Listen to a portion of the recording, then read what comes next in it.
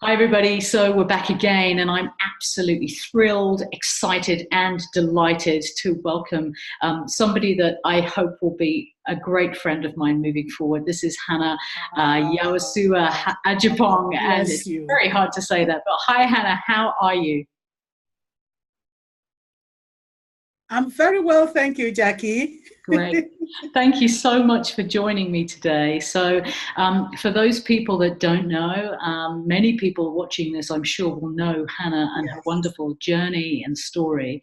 But Hannah was one of the co-speakers at the TEDxTelford event recently. And in fact, Hannah was the ultimate headline act. So she finished the day, and wow, did she bring the house down. She had me in floods of tears by her wonderful, authentic messages. And so I'm really very genuinely privileged to have her with me today. So Hannah, I'm going to start by asking you to introduce yourself fully. So tell us who you are and, in a nutshell, what you do. Okay. Well, my name is Hannah Yaawusuah Adjepong. I'm a retired nurse midwife and now a poet and an author of life-affirming stories for children in primary schools. I also do public speaking and I do live storytelling. You certainly do. Wow. Thank you so much. And, you know, I have to say, you are, I believe, a 4 times award-winning poet, Hannah. Is that correct? Yeah. Yes, I am. So she downplays her talents, her many talents. So Hannah, I mean, we're going to talk a little bit more about, you know, what you do and why you do that, and I'd love to sort of finalize our very short interview by asking you to share your website information and how people can contact you. But for now, tell us a little bit more about the TEDxTelford experience from your perspective. How was it? That was just amazing. Oh, TEDx was amazing. I'm glad I did apply. Yeah. And what really happened was that I was on my way to go on holidays. And I actually was at Birmingham Airport. Oh, When wow. I saw the advert on Facebook, and I said, okay, Sam. So I messaged Sam quickly, and I said, Sam, please, when can I apply? And Sam said to me, the last day is tomorrow for applying. Wow. So it was just on the edge of it. I applied quickly, and they said that I should do a video. So at the airport, when my husband was ready to get on the train and go to the check-in, Yeah. I said, no, you can't go on the train. I'm doing a video. And I'm sure the video was so funny. I just did a very quick video. And fortunately, they accepted me to be part of TEDxTelford. Yeah. And of course, I live in Telford. I've lived in Telford for over 20 years. I've worked in over 40 schools in Shropshire. So if TEDx was coming to Telford, I thought I had to be in. And fortunately, yes, I got it. Oh, wonderful. I think we may be, for those people watching, we're having a few internet connectivity issues here, but hopefully everybody can still hear the great words that Hannah is speaking at the moment. So we'll keep going. So, okay. But thank you for that. So it really was quite a last minute thing. It was, yes. For me, it was. The universe was shining on you that day, Hannah, and all of us who got the pleasure of listening to you that day. So tell us, I mean, we perhaps don't want to spoil things for the viewers, because the viewers are going to get, I mean, really, you're all in for a treat when these videos are released, and that should be hopefully at some point in the next 2 to 3 weeks at the time of recording. This is the beginning of October. But Hannah, perhaps you can just tell people a little of what your TEDx talk was all about and where it came from for you. Okay. When I had the opportunity to do a TEDx, I thought I would let my viewers and the listeners know about stories and people who I believe invested in my life. And they inspired me to invest in other children's lives. As a child, you have dreams, you have hopes, you have aspirations. And then when it seems as if that hope is cut short or the dream has died, right. How do you reconnect with your dream? And that is why I started my TEDx talk with my poem, Dreaming Joseph. When we look at the story of, and so I wrote Dreaming Joseph, and I started my TEDx talks with Dreaming Joseph. And then I also shared about our late first president of Ghana, Dr. Kwame Nkrumah, who brought compulsory free education, and for whose sake I went to school. And even though I nearly did not make it, a total stranger I didn't know, whose name still I don't know what that man is called, he stepped in and made my dream continue his journey. And so after that, by God's grace, I gained entrance into nursing school and traveled to England and met with so many different amazing people. And also through writing poetry. And what I didn't tell the TEDx audience was, I was on a night shift one day and I was looking through a magazine and I said, oh, poetry competition. I said, oh, let me enter this, one of my poems, which I actually wrote when I was working in a nursing home. Okay.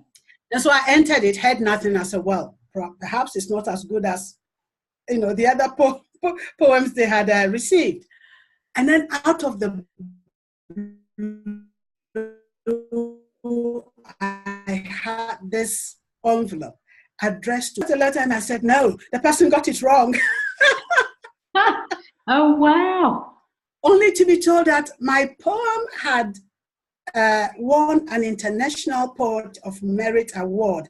And Jackie, I was walking on air. I don't know how that day ended. It was just an amazing, amazing time. And poetry took me to America, took me to Washington, D.C., received the medal, and met with amazing people, so many people from all over the world. So I said, my goodness, okay, thank you, poetry. Thank you, Robert Southey. Because it was Robert Southey's poem that really inspired me to start writing my own poetry. Fantastic. Yes. And again, just to be really clear, if anybody on the line is hearing kind of pauses and yes, stammers, if you like, it's the internet connection and not Hannah, who just speaks with such fluidity and authenticity. It's wonderful. So thank you for that. What a lovely, lovely story that kind of brings us round into your poetry journey. And so obviously you trained as a midwife, you worked as a midwife for many years. So how did the kind of, I know this is a bit off-piste, if you like, from TEDx, but I'm curious, how did you kind of transition then to writing stories and self-affirming pieces for children? Yeah. How did that come about? I've always written the odd poem, the odd, short story, and I've always loved children. I love poetry. Every time a woman gave birth, I cried. Honestly. And, to hold the baby and hand the baby over to, his mom, it's amazing. It's magical. And no matter how many babies you deliver, it is the same every time. And to watch the children grow and to watch them say their first words, to watch them learn to walk. Okay. And so for me, it wraps up humanity in such a beautiful way. And then they fall and they scrape their knees and they cry and, all that amazing things that happen to us. Right. And then, in nursing, what I found was, what really broke my heart was when young people self-harmed. Sure. Or when they took drug overdose. I think that was where the seeds for Panda Song were sown in me. And so I've always wanted to write a story for children that will help them accept who they are, love who they are, and learn to accept other people as well. Right. And so by writing Panda Song, the transition is my desire, to create a supportive community. Right. Because we all feel pain. Indeed. Indeed. We all, it is so potent that there is nowhere in the world that you will travel to where people don't feel pain. We all feel pain.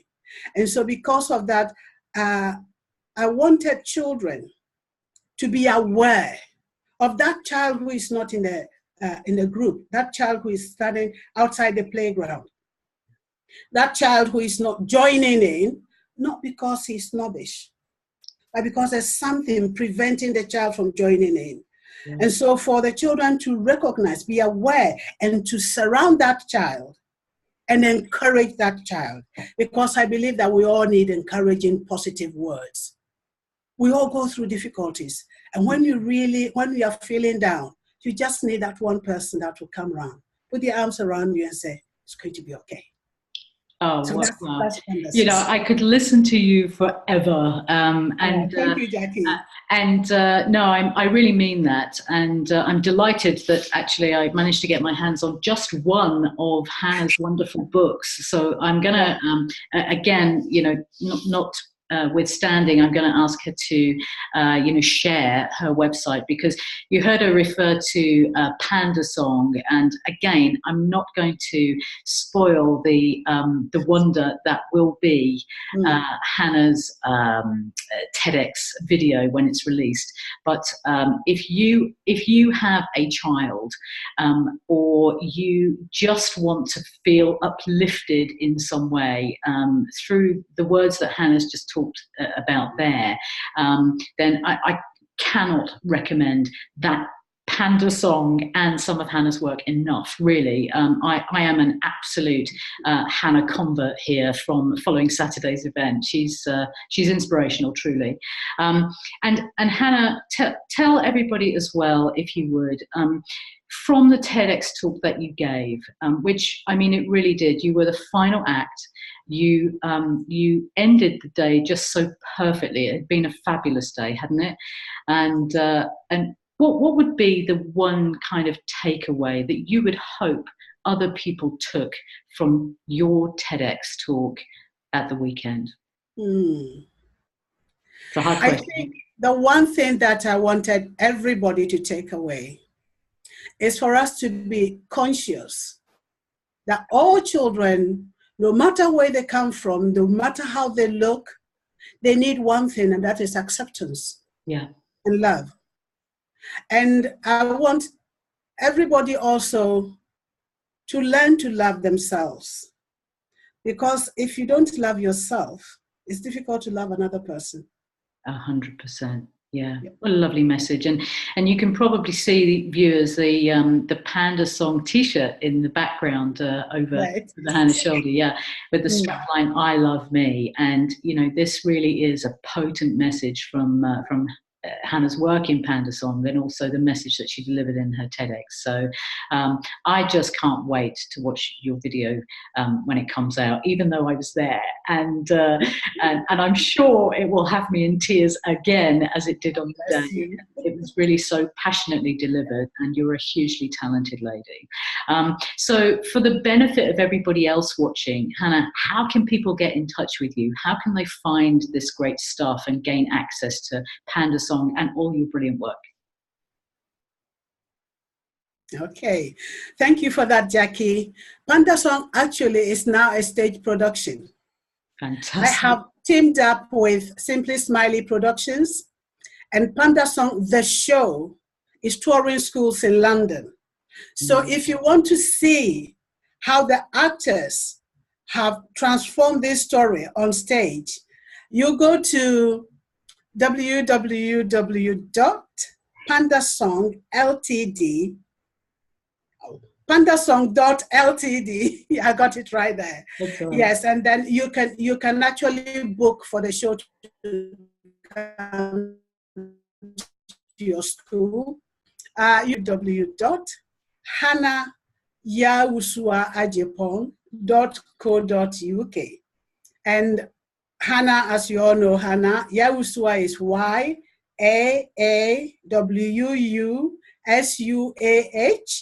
and Adjepong is Adjepong.co.uk.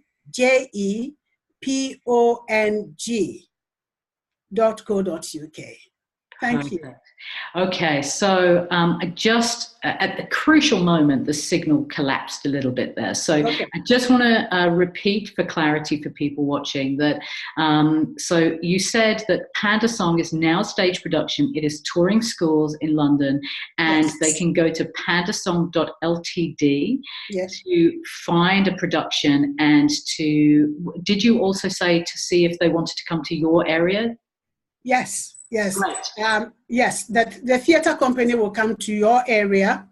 There is a phone number also to call. Great. It's all on the website. Perfect, Hannah. That is awesome. So I could talk to you for hours, but sadly, we need to wrap up there. But Hannah Yaawusuah Adjepong. Thank you, Jackie. I have to say it very slowly. Good to connect with you. Good to see your smiling face. Thank you so much for coming on and saying a few words. For now, you take great care, and I hope we see each other again very soon. Thank you. Take care.